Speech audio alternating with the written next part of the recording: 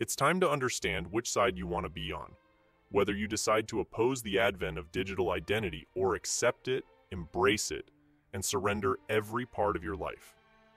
We are on the brink of a total digital revolution, and to stop it, we need to create awareness in people, restoring a healthy, critical view of reality. We have the opportunity to do this by participating in spreading all the necessary information to avoid the digital trap. This is serious. We need to amplify a real change in perception on this issue.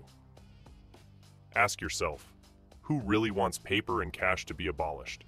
Because the main goal of the digital transition is precisely to convert everything into electronic format to manage every aspect of life from your phone. And what if there are problems?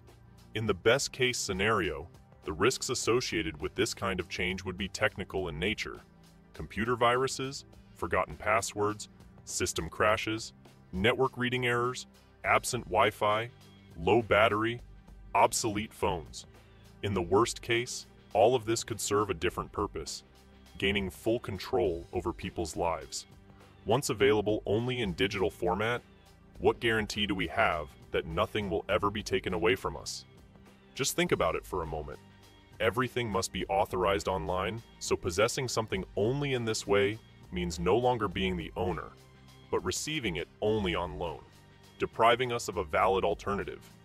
Our existence will depend entirely on the screen of a phone, and by consolidating payments and all other documentation in an app, we will give others the power to decide if and when we can use them. This is the real issue, and the only thing that distinguishes a free man from a slave.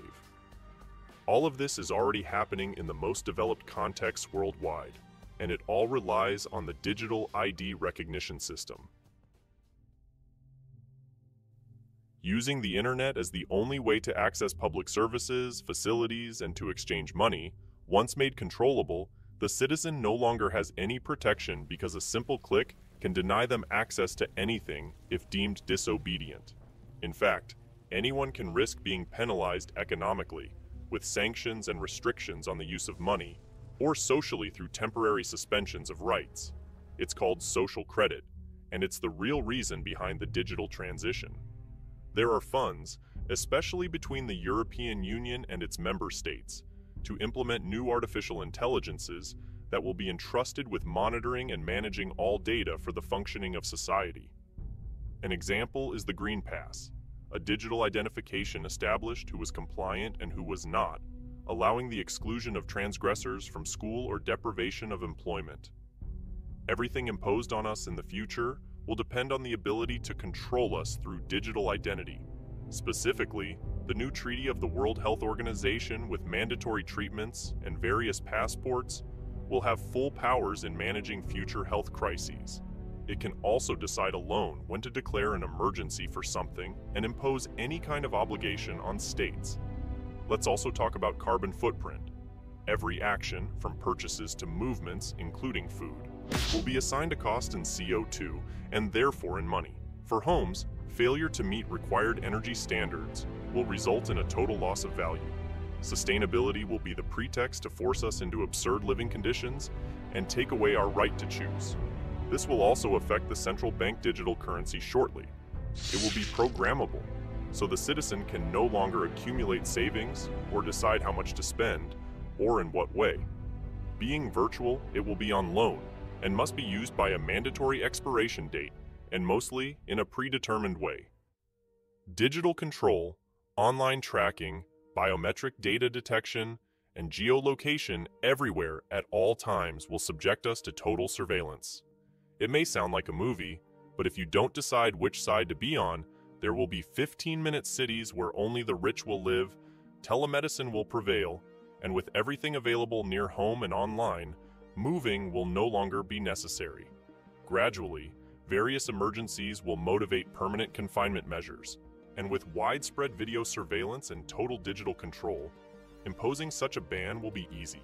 Even owning a car will become an unnecessary cost. Let's also talk about microchips, this great human regression and weather modification through cloud seeding for years.